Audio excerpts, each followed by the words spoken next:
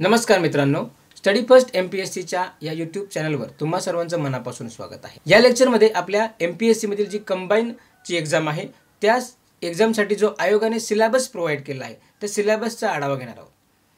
तर बघा मित्रांनो, जर आपण MPSC मध्ये कंबाईनच्या दृष्टीने अभ्यास करतोय परंतु जर सिलेबसवर आपण फोकस केला नाही तर आपण बऱ्याचशा गोष्टी मिस करतो किंवा आपण दिशाहीन अभ्यास करतो असं ते सिद्ध होतंय। कारण एक्झॅक्टली जर आपल्याला आपल्या ह्या MPSC प्रवासामध्ये एक फोकस ओरिएंटेड किंवा एक्झाम ओरिएंटेड अभ्यास करायचा असेल तर सिलेबसच्या सर्व पॉईंट जाणून घेणं, ते पाठ करणं आणि त्या सिलेबस ओरिएंटेड अभ्यास करणं खूप महत्त्वाचं आहे।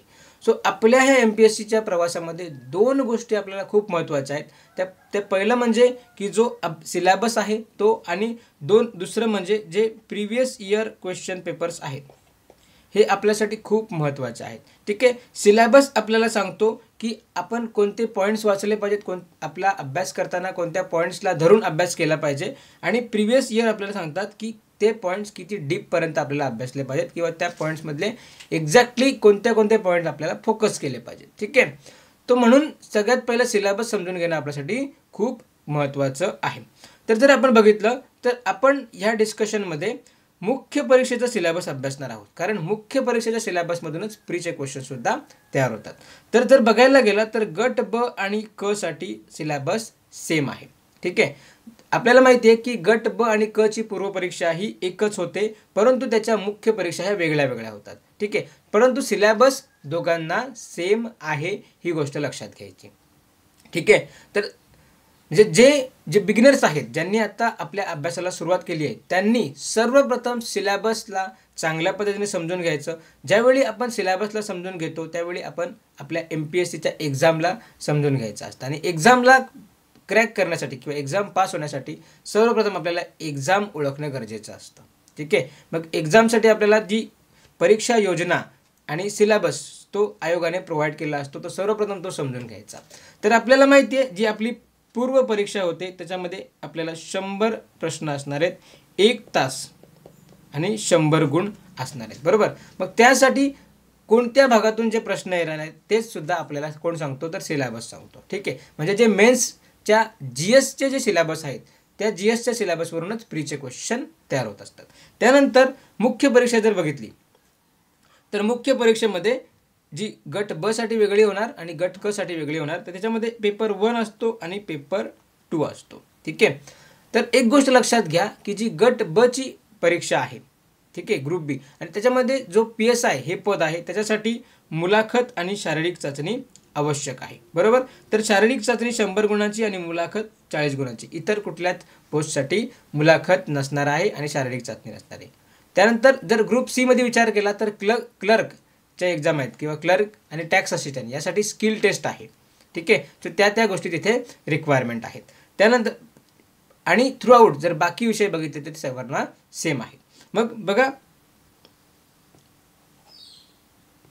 जर आपण बघितलं तर पेपर 1 मध्ये मराठी आणि इंग्रजी हे विषय आहेत, बरोबर। 50-50 प्रश्न असणार आहेत प्रत्येकावर, प्रत्येकाला 2 गुण, म्हणजे मराठीचे 100 गुण आणि इंग्लिशचे 100 गुण, दर्जा 12वी आणि इंग्लिशचा दर्जा पदवी असणार आहे। ठीक आहे, आणि ऑब्जेक्टिव्ह प्रश्न असणार, हे तर आपल्याला माहीत असणार आहे। त्यानंतर जो पेपर 2 आहे तो म्हणजे सामान्य अज्ञान। ठीक आहे, सामान्य अध्ययन, आणि हा जो आहे आपल्या प्री मेन्ससाठी सेम। ओके, तर याच्यावर 100 प्रश्न, प्रीमध्ये सुद्धा 100 प्रश्न असणार आहेत आणि मेन्सला सुद्धा 100 प्रश्न असणार आहेत। फक्त प्रीला 100 गुण असणार आहेत, मेन्सला 200 गुण असणार आहेत, हे लक्षात घ्यायचं। ठीक आहे, दर्जा पदवी 1 तासाचा वेळ असणार आहे आणि बहुपर्यायी असणार आहे। ठीक आहे, हे परीक्षा आहे। त्यानंतर आपण जर बघितलं तर निगेटिव्ह मार्क्स आपल्याला 1/4 असणार, हे लक्षात घ्यायचं। त्यानंतर आपल्या ह्या MPSCच्या प्रवासात सर्वात महत्त्वाचं लक्षात घ्यायचं म्हणजे आपल्याला अभ्यासक्रम।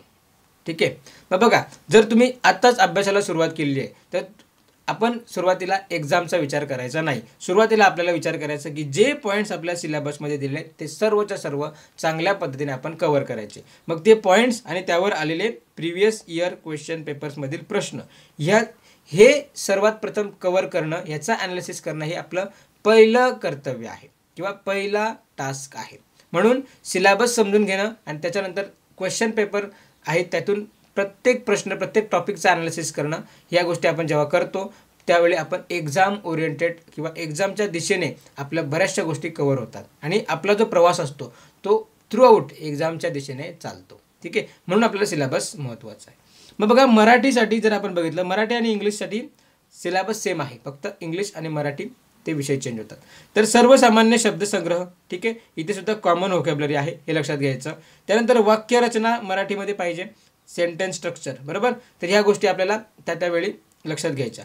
त्यानंतर म्हणी व वाक्प्रचार, ठीक आहे, इथे पण इडियॉम्स आणि फ्रेजेस, ठीक आहे, आणि व्याकरण, सो ग्रामर, इतक्या गोष्टीवर आपल्याला मराठी आणि इंग्लिशचा फोकस म्हणजे अभ्यास करताना फोकस करायचे आहेत. तर बघा ज्यावेळी प्री होते आणि त्यानंतर मेन्ससाठी आपल्याला जास्त वेळ मिळत नाही, म्हणून आपण जेव्हा अभ्यासाला सुरुवात करतो तर त्या सुरुवातीसोबतच म्हणजे GSच्या अभ्यासासोबतच आपल्याला लगोलग या मराठी आणि इंग्रजी विषयांची तयारी सुरू करावी लागते. ठीक आहे, कारण जेव्हा आपण मेन्स म्हणजे मुख्य परीक्षा देतो त्यावेळी जर आपल्याला स्कोअर करण्यासाठी जो कोणता पेपर महत्त्वाचा असेल तर तो पेपर 1 म्हणजेच मराठी आणि इंग्लिश. ह्याच्यामध्ये जर आपण जास्त स्कोअर केला तर आपण मुख्य परीक्षेमध्ये जास्त स्कोअर घेतो.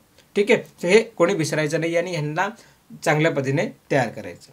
त्याच्यानंतर आपला पेपर क्रमांक 2 म्हणजे सामान्य क्षमता चाचणी, ठीक आहे, GS आपण ज्याला म्हणतो. तर ह्याचा आपल्याला चांगल्या पद्धतीने आढावा घेणं गरजेचं आहे आणि यातील प्रत्येक पॉईंट लक्षात घेणं गरजेचं आहे आणि या पॉईंट्सला धरून आपला सिलेबस आपण कव्हर करणं गरजेचं आहे किंवा आपला नोट्स बनवणं किंवा आपला अभ्यास करणं गरजेचं आहे. ठीक आहे, म्हणून सिलेबस आणि प्रिव्हियस इयर क्वेश्चन पेपर ह्या दोन्ही गोष्टी आपल्याला पॅरलली थ्रू आउट एक्झाम म्हणजे जोपर्यंत आपली पोस्ट निघत नाही तोपर्यंत सोबतच घेऊन जाणं गरजेचं आहे. ठीक आहे, मग बघा ह्याच्यामध्ये सर्वप्रथम जर आपण बघितलं तर सामान्य बुद्धिमापन आकलन, त्यानंतर अंकगणित व सांख्यिकी म्हणजे मॅथ्स अँड रिझनिंग हा विषय आपल्याला आहे.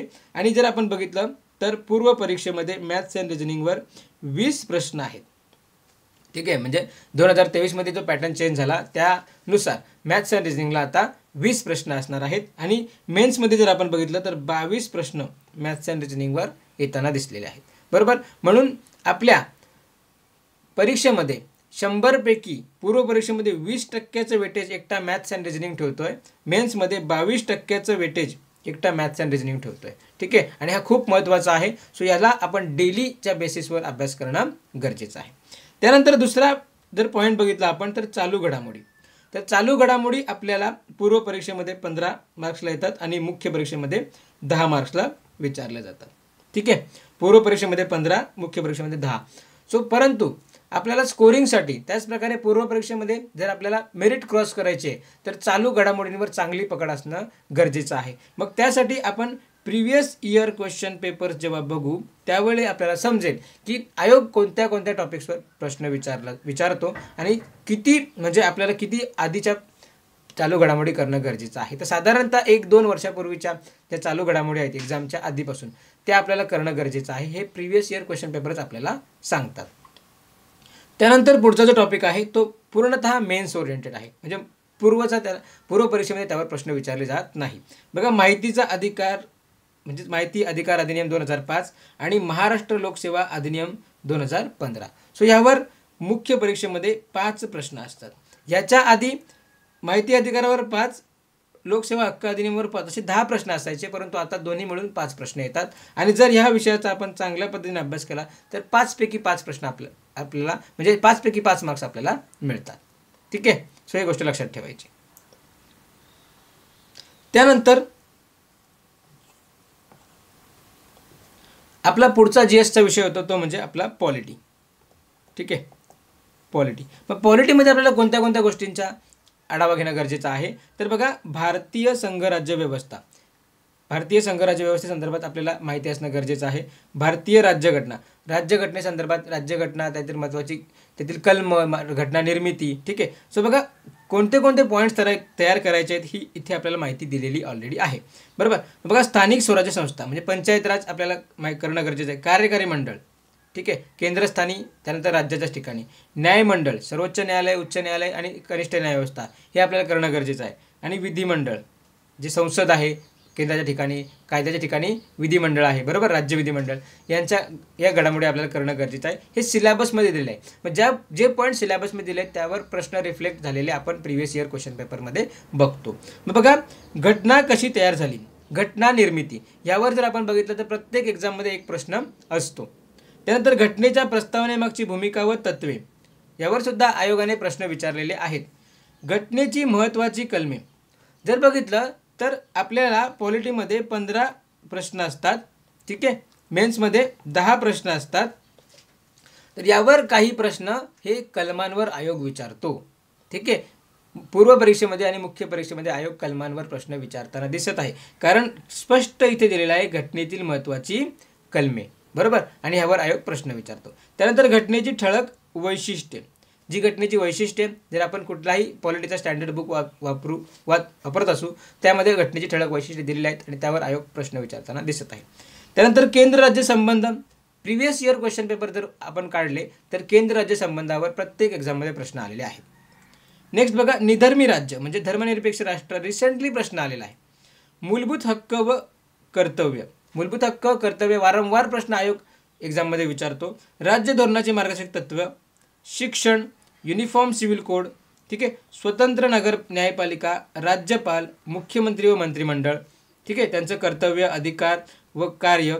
त्यानंतर राज्य विधिमंडळ, याच्यामध्ये विधानसभा, विधान परिषद, त्यांचे सदस्य, अधिकार, कार्य, कर्तव्य आणि विधी समित्या इत्यादीवर जर तुम्ही प्रिव्हियस इयर क्वेश्चन बघितले तर या सर्व पॉईंटवर प्रश्न आलेले आहेत, बरोबर. म्हणून आपल्याला आपली तयारी करताना ह्या पॉईंट्सला धरूनच तयारी करायची आहे. कारण जर बघितलं तर मार्केटमध्ये भरपूर डेटा अवेलेबल आहे, भरपूर या पॉलिटी संदर्भात वास्ट डेटा आहे, पण एक्झॅक्टली कोणते टॉपिक्स आपल्याला करायचे आहेत तर त्याची इन्फॉर्मेशन आपल्याला सिलेबसमध्ये दिलेली आहे, बरोबर. आणि आयोगसुद्धा क्वेश्चन फ्रेम करताना सिलेबस ओरिएंटेड क्वेश्चन फ्रेम करत असतो. ठीक आहे, सो ही गोष्ट जेव्हा आपण previous year question paper analysis करतो त्यावेळी आपल्याला लगेच लक्षात येतं की ह्या पॉईंटवरच प्रश्न दिसतात. ठीक आहे, नेक्स्ट पुढचा जो आहे इतिहास, आपला हिस्ट्री. ठीक आहे, सो हिस्ट्रीवर आता आपल्या पूर्व आणि मुख्य परीक्षेमध्ये 10 प्रश्न येतात, हे लक्षात घ्यायचं. तर जर बघितलं तर आधुनिक भारताचा, विशेषतः महाराष्ट्राचा इतिहास. ठीक आहे, तर बघा, सामाजिक व आर्थिक जागृती, ह्याच्यामध्ये सामाजिक व आर्थिक जागृती 1885 ते 1947 दरम्यानची आपल्याला माहीत असणं गरजेचं आहे. त्यानंतर ह्या इतिहासामध्ये महत्त्वाचे व्यक्तींचे कार्य, ठीक आहे, आपल्या स्वातंत्र्य चळवळीमध्ये जे महत्त्वाचे व्यक्ती ज्यांचं योगदान राहिलेलं आहे, ठीक आहे, त्यांच्या कार्यावर आयोग प्रश्न विचारताना दिसत आहे. मग आपल्याला अभ्यास करताना ह्या पॉईंट्सवर आपल्या नोट्स काढून घेणं गरजेचं आहे. त्यानंतर बघा, समाज सुधारकांचे कार्य, जर आपण बघितलं तर वारंवार समाज सुधारकांच्या कार्यांवर पूर्व परीक्षा आणि मुख्य परीक्षेमध्ये प्रश्न येताना दिसतात. म्हणून आपल्याला या गोष्टींच्या प्रिव्हियस इयर क्वेश्चन पेपर्स आणि त्यातून आपले जे महत्त्वाचे पॉईंट्स हे काढून ठेवणं गरजेचं आहे आणि वारंवार त्याची रिव्हिजन करणं गरजेचं आहे. त्यानंतर जर बघितलं तर स्वातंत्र्यपूर्व भारतातील सामाजिक जागृतीतील वर्तमानपत्रे, तर वर्तमानपत्रावर मुख्य परीक्षेमध्ये हमखास प्रश्न असतो. त्यानंतर शिक्षणाचा परिणाम, स्वातंत्र्यपूर्व काळातील इतर समकालीन चळवळी, वेगवेगळ्या चळवळी झाल्या, शेतकरी चळवळी, त्यानंतर इतर चळवळी, त्यावर सुद्धा आयोग प्रश्न विचारतो. उठाव, 1857चा उठाव, त्यानंतर इतर छोटे मोठे उठाव यावर आयोग विचारत असतो. क्रांतिकारी चळवळी, बरोबर. सो आयोग यावर नेहमी प्रश्न विचारतो कारण ते सिलेबसमध्ये दिलेलं आहे. ठीक, सो म्हणून आपल्याला सिलेबसच्या धरूनच अभ्यास करायचा आहे. त्यानंतर राष्ट्रीय चळवळी ज्या होत्या, ठीक आहे ना, छोडो भारत आंदोलन झाला, सविनय कायदेभंग झाला, ठीक आहे, अशा जे आंदोलन आहेत यावर आयोग प्रश्न विचारताना दिसत आहे. तर अशा पद्धतीने हा इतिहासाचा पाठ झाला. त्यानंतर पुढचा पाठ आहे भूगोल. तर बघा, भारताचा व महाराष्ट्राचा भूगोल. सो पूर्व परीक्षेमध्ये यावर किती प्रश्न असणार आहेत? 10 प्रश्न असणार आहेत.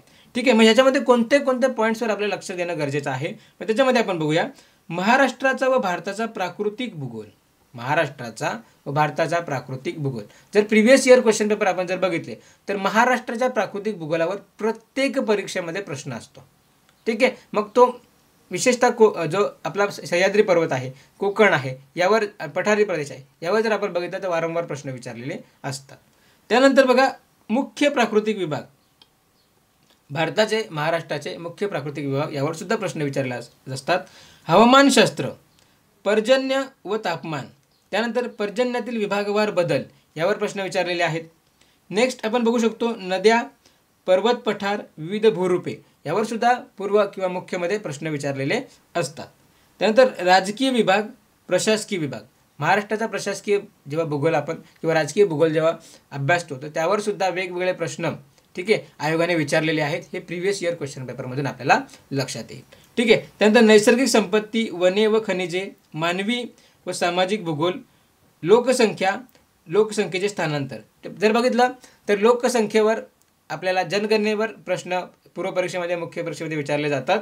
त्यानंतर जे लोकसंख्येचे स्थानांतर आहे व त्याचे उगम आणि इष्ट स्थानावरील होणारे परिणाम, ग्रामीण वस्त्या, तांडे, झोपडपट्ट्या व त्यांचे प्रश्न, यावर सुद्धा आयोग प्रश्न विचारताना दिसतो. ठीक आहे. तर मग भूगोलाचा अभ्यास करताना आपल्याला हे सगळे पॉईंट्स लक्षात ठेवायचे आहेत आणि या दृष्टीने अभ्यास करायचा आहे. त्यानंतर मग आपल्या कंबाईनच्या परीक्षेमध्ये जो सिलेबस म्हणजे नवीन ॲड झाला तो म्हणजे पर्यावरण. ठीक आहे. तर मग पर्यावरणामध्ये कोणते कोणते पॉईंट आपण लक्षात घेतले पाहिजेत, तर मानवी विकास व पर्यावरण. ठीक आहे. त्यानंतर पर्यावरणपूरक विकास, नैसर्गिक संपत्तीचे संधारण, विशेषतः वनसंधारण, या गोष्टी आपल्याला लक्षात घेतल्या पाहिजेत. त्यानंतर विविध प्रकारची प्रदूषणे आणि पर्यावरणीय आपत्ती या संदर्भात प्रदूषणे, मग त्यानंतर त्याच्यामध्ये जे वेगवेगळे घटक असतात जे सगळे त्यानंतर वातावरणातील घटक, यावर आयोग प्रश्न विचारताना दिसतो. त्यानंतर पर्यावरण संवर्धनात कार्यरत असलेले राज्य, राष्ट्र, जागतिक पातळीवरील संघटना, संस्था, म्हणजे पर्यावरणासंदर्भात राज्याने एखादा इनिशिएटिव्ह घेतला तर त्यावर प्रश्न विचारला जातो. देशाने एखादा इनिशिएटिव्ह घेतला किंवा ज्या जागतिक संस्था आहेत त्यांनी एखादा इनिशिएटिव्ह घेतला तर त्यावर वारंवार प्रश्न विचारताना दिसतात. ठीक आहे. सो पर्यावरणसुद्धा आपल्यासाठी महत्त्वाचं आहे, कारण रिसेंटली ज्या पर्यावरणाच्या घडामोडी वाढलेल्या आहेत आणि त्यामुळे आयोग त्यावर प्रश्न विचारतो. त्यानंतर पुढचा जो आपला महत्त्वाचा GSचा विषय आहे तो म्हणजे सामान्य विज्ञान व तंत्रज्ञान. तर बघा, सामान्य विज्ञान हा पूर्व आणि मुख्यसाठी कॉमन आहे. तंत्रज्ञान जो विषय आहे तो फक्त आणि फक्त मुख्य परीक्षेसाठी आहे. ठीक आहे. तर जर आपण बघितलं तर पूर्व परीक्षेमध्ये विज्ञान या विषयावर 15 प्रश्न विचारले जातात. मग त्याच्यामध्ये जर आपण बघितलं तर भौतिकशास्त्र, फिजिक्स यावर 3 ते 4 प्रश्न असतात. ठीक आहे. त्यानंतर रसायनशास्त्र यावर 3 ते 4 प्रश्न असतात. ठीक. मग या भौतिकशास्त्र आणि रसायनशास्त्र यावर कोणत्या टॉपिकवर प्रश्न विचारले जातात त्याचं उत्तर आपल्याला पुन्हा कुठून मिळणार आहे, प्रिव्हियस इयर क्वेश्चन पेपर्स. कशा पद्धतीने प्रश्न विचारले जातात हे सुद्धा आपल्याला इथूनच मिळतं. पण तुर्ता आयोग फिजिक्स आणि रसायनशास्त्र यावर प्रश्न विचारतो. त्यानंतर बघा, प्राणीशास्त्र आणि वनस्पतीशास्त्र म्हणजे जे बायोलॉजी आहे, बायोलॉजीच्या भागावर सुद्धा आयोग 6 ते 7 प्रश्न विचारत असतो. ठीक आहे. म्हणजे फिक्स नसतं, परंतु वेटेज जर बघितला तर कंबाईनच्या एक्झाममध्ये बायोलॉजीच्या भागाला जास्त असतो, त्यामुळे त्याला सुद्धा आपल्याला एक्झामच्या दृष्टीने तयार करायचं असतं. ठीक आहे. तर हा झाला पूर्वचा. मग मुख्य परीक्षेमध्ये जर बघितलं तर दूरसंवेदन, हवाई व ड्रोन छायाचित्रण, भौगोलिक माहिती प्रणाली व त्याचे उपायोजन, त्यानंतर या सगळ्या गोष्टींवर मुख्य परीक्षेमध्ये प्रश्न विचारला जातो. माहिती व संप्रेषण तंत्रज्ञान, ठीक आहे, इन्फॉर्मेशन अँड कम्युनिकेशन टेक्नॉलॉजी यावर आयोग प्रश्न विचारताना दिसतो मुख्य परीक्षेमध्ये. ठीक आहे. सो या पद्धतीने ह्यांना तयार करण्याची गरज आहे. त्यानंतर पुढचा आपला जो विषय आहे, ठीक आहे, अर्थव्यवस्था, नियोजन, विकास विषयक अर्थशास्त्र. ठीक आहे. आणि ह्यामध्ये आपल्याला 2 मुख्य पॉईंट्स तयार करायचे आहेत. ते म्हणजे एक समग्रलक्षी अर्थशास्त्र आणि दुसरं म्हणजे भारतीय अर्थव्यवस्था. ठीक आहे. मग समग्रलक्षी अर्थशास्त्रामध्ये कोणते कोणते पॉईंट्स आहेत, तर बघा, समग्रलक्षी अर्थशास्त्र ही जी संकल्पना आहे ही चांगल्या पद्धतीने आपल्याला कव्हर करून घेणं गरजेचं आहे. ह्याच्यामध्ये कोणते कोणते भाग येतात. ठीक आहे. त्यानंतर वृद्धी आणि विकास. ठीक. मग सार्वजनिक वित्त आणि आंतरराष्ट्रीय व्यापार आणि आंतरराष्ट्रीय भांडवल यावर आपण जर बघितलं तर प्री आणि मेन्स यामध्ये प्रश्न रिफ्लेक्ट होताना दिसते. जर प्रिव्हियस इयर क्वेश्चन पेपर बघू तर याच्यावर प्रश्न असतात. त्यानंतर भारतीय अर्थव्यवस्था यावर सुद्धा प्रश्न आहेत. आणि जर बघितलं आपल्याला तर अर्थशास्त्रामध्ये पूर्व परीक्षेला 15 प्रश्न असणार आहेत. बरोबर, म्हणजे 15 प्रश्नांचं वेटेज अर्थशास्त्र एकटा ठेवतोय. आणि जर आपण बघितलं अर्थशास्त्राचा विषय एक स्ट्रक्चर आहे, त्या स्ट्रक्चरच्या बाहेर आयोग त्याच्यामध्ये प्रश्न विचारतच नाही. बरोबर. आणि म्हणून सिलेबसला धरून आपल्याला अभ्यास करायचा आहे. मग भारतीय अर्थव्यवस्थेमध्ये भारतीय अर्थव्यवस्थेची आव्हाने आणि आर्थिक सुधारणा. ठीक आहे. तर या गोष्टी आपल्याला इथे हे पॉईंट्स आणि या पॉईंट्सचं आपल्याला एलॅबोरेशन करणं गरजेचं आहे. नेक्स्ट म्हणजे भारतीय शेती व ग्रामीण विकास. शेतीवर आयोग प्रश्न विचारत असतो. सो शेतीच्या दृष्टीने आपल्याला माहिती गोळा करून ठेवणं गरजेचं आहे. नेक्स्ट आहे सहकार. सो सहकार हा विषय नव्याने ॲड झालेला आहे, आधी नव्हता, परंतु रिसेंटली ॲड झालेला आहे नवीन ॲडनुसार किंवा नवीन अपडेटनुसार. त्यानंतर मौद्रिक व वित्तीय क्षेत्र म्हणजे याच्यामध्ये जर आपण बघितलं तर RBI, विशेष करून आपल्याला RBI संदर्भात गोष्टी माहिती असणार आहे. त्यानंतर बँकिंग वगैरे इतर ज्या गोष्टी आहेत त्या सर्वांवर प्रश्न येताना दिसतात. नेक्स्ट बघा, सार्वजनिक वित्त आणि वित्तीय संस्था. ठीक आहे, वेगवेगळ्या वित्तीय संस्था, त्यानंतर सार्वजनिक वित्त, भारताचा अर्थसंकल्प, त्यानंतर त्याच्या संदर्भाच्या घडामोडी, ठीक आहे, यावर आयोग वारंवार प्रश्न विचारत असतो. ठीक आहे, मग हे तयार करा. त्यानंतर उद्योग व सेवा क्षेत्र, नेक्स्ट पायाभूत सुविधा विकास, आंतरराष्ट्रीय व्यापार आणि भांडवल आणि महाराष्ट्राची अर्थव्यवस्था, या सर्व पॉईंट्सवर आयोग प्रश्न विचारतात. जर आता आपण बघितलं तर अर्थव्यवस्था व नियोजन ह्यामध्ये हे जे पॉईंट्स दिलेत, मग ह्या पॉईंट्समध्ये आपण याच्यावर कोणत्या कोणत्या टॉपिकचा अभ्यास केला पाहिजे, तर ह्याचा सोर्स आपल्याला कुठे मिळतो, तर राज्यसेवा मुख्य परीक्षेचा जो पेपर 4 आहे त्याच्यामध्ये जो पॉईंट्स आहेत त्याच्यामध्ये ह्या सर्व पॉईंट्सचा विस्तृत तिथे घटक दिलेले आहेत आणि ते घटक करणं आपल्याला गरजेचं आहे. म्हणजे समग्रलक्षी अर्थशास्त्रामध्ये आपण कोणते कोणते घटक केले पाहिजेत त्याचं उत्तर आपल्याला या P4 मध्ये मिळतं. ठीक आहे, सो 2024 पर्यंत आपल्याला माहिती आहे की राज्यसेवा मुख्य परीक्षेचा हा सिलेबस आहे, पण त्यानंतर तो डिस्क्रिप्टिव्ह होणार आहे. परंतु आपल्याला कंबाईनच्या दृष्टीने राज्यसेवा मुख्य परीक्षेचा सिलेबस महत्त्वाचा आहे आणि ज्यावेळी आपण ह्या सिलेबसचा आढावा घेतो त्याच्यानंतर आपल्याला राज्यसेवा मुख्य परीक्षेचा सिलेबसचा आढावा घेणं गरजेचं आहे. मग त्यामध्ये जो पेपर 1 आहे, पेपर 2 आहे आणि पेपर 4 हे या पेपरचे सिलेबसचा आढावा घेणं आपल्याला गरजेचं आहे. कारण ह्या इथे शॉर्टमध्ये दिलेला आहे, पण यांचा जो म्हणजे अजून महत्त्वाचे टॉपिक्स जे कोणते कोणते असणार आहेत त्याचं उत्तर या सिलेबसमध्ये दिलेलं आहे. सो ह्या गोष्टी आपल्याला कव्हर करणं गरजेचं आहे. तर पुन्हा एकदा सांगतो मित्रांनो की आपल्याच या MPSCच्या प्रवासामध्ये आपण जर कंबाईन फोकस करतोय, कंबाईन B किंवा C, तर आपल्याला चांगल्या पद्धतीने प्री क्वालिफाय करायची आणि मेन्समध्ये सुद्धा स्कोअर करायचा आहे. तर आपल्याला सर्वप्रथम सिलेबसमध्ये सगळे पॉईंट पाठ असणं गरजेचं आहे. कारण आयोग सिलेबसला सोडून बाहेर जात नाही. आयोग जो आहे प्रश्न फ्रेम करताना सिलेबस समोर ठेवून प्रश्न फ्रेम करतो आणि म्हणून सिलेबसमध्ये दिलेले सर्व पॉईंट्स आपण आपल्या एक्झामच्या आधी कव्हर करणं गरजेचं आहे. मग जर आपण बघितलं तर सुरुवात जर आपण करतो तर सुरुवातीला आपल्याला जो मेन्स ओरिएंटेड अभ्यासच करणं गरजेचं आहे. तर आपण बघितलं तर MPSCचा अभ्यास हा 4 ते 5 महिन्यामध्ये कव्हर होणं शक्य नाही आहे. याच्यासाठी आपल्याला समग्र मिनिमम 1 वर्ष, ठीक आहे, समग्र आपल्याला जो अभ्यास आहे तो मेन्स ओरिएंटेड करणं गरजेचं आहे. त्या दरम्यान जर एखादी एक्झाम येते तर ती आपण प्रॅक्टिससाठी, ठीक आहे, अशा पद्धतीने एक्झाम विचारले जाते, एक्झाम टेम्परमेंट हँडलिंग या सगळ्या गोष्टींसाठी देऊ शकतो. परंतु आपण ती एक्झाम क्रॅक कधी करतो किंवा ती क्वालिफाय कधी करतो, तर ज्यावेळी आपल्याला जो मेन्सचा सिलेबस आहे ह्यातील प्रत्येक पॉईंटची चांगली अंडरस्टँडिंग, त्यातले फॅक्च्युअल आणि कन्सेप्च्युअल जे पॉईंट्स आहेत ते चांगल्या पद्धतीने पाठ असणं, लक्षात असणं, हे सगळ्या गोष्टी होतील. वारंवार आपण त्याची रिव्हिजन होईल. त्यानंतर आपण चांगल्या पद्धतीने सराव करू, टेस्ट सिरीज देऊ. त्यावेळी आपण काय करू, तर ती निश्चितच जेव्हा आपण परिपूर्ण होऊ त्यावेळी नक्कीच आपण प्रीसुद्धा क्वालिफाय होऊ, मेन्ससुद्धा क्वालिफाय होणार आणि ज्या ठिकाणी इंटरव्ह्यू असणार आहे तीसुद्धा आपण चांगल्या पद्धतीने देऊन आपण आपली ही ग्रुप B आणि ग्रुप C मधली पोस्ट मिळवू शकतो. त्याचप्रकारे राज्यसेवासाठी सुद्धा सेम आहे. राज्यसेवाचा सिलेबस आपण चांगल्या प्रकारे अभ्यास करायचा, त्याच्यात सर्व पॉईंट्स आपण पूर्णपणे आत्मसात करून घ्यायचे, त्याचे नोट्स आपल्या रिव्हिजन वारंवार झाली पाहिजे आणि मग आपल्याला राज्यसेवेची पूर्वपरीक्षाही चांगल्या प्रकारे आपण क्वालिफाय होतो. मेन्समध्ये सुद्धा आपण चांगल्या पद्धतीने स्कोअर करतो. ठीक आहे, सो सिलेबस आणि प्रिव्हियस इयर क्वेश्चन आपल्या पूर्ण या प्रवासामध्ये खूप महत्त्वाची भूमिका बजावतात. म्हणून आपल्याला सर्वप्रथम त्यांच्यावर चांगल्या प्रकारे लक्ष फोकस करणं खूप गरजेचं आहे. सो अशा प्रकारे आपण या लेक्चरमध्ये सिलेबसचा महत्त्व जाणून घेतलं आणि जो सिलेबस आहे ते पॉईंट्स आहेत ते सगळे जाणून घेण्याचा प्रयत्न केला. आतापर्यंत तुम्ही जर सिलेबस ओरिएंटेड अभ्यास नसेल करत तर नक्कीच थोडीशी आपली जी रणनीती आहे ती चेंज करा, स्ट्रॅटेजी चेंज करा आणि सिलेबस ओरिएंटेड अभ्यास करा. ठीक आहे, आणि जे बिगनर्स आहेत त्यांनी तर सिलेबसलाच सुरुवातीला हात घालायचा, सिलेबस मगअप करायचा आणि त्या दृष्टीने प्रिव्हियस इयर क्वेश्चन पेपरला ॲनालिसिस करायचं. सिलेबसच्या कोणत्या पॉईंट्सवर वारंवार आयोग प्रिव्हियस इयर क्वेश्चन पेपर्समध्ये प्रश्न विचारताना दिसत आहे हे बघायचं.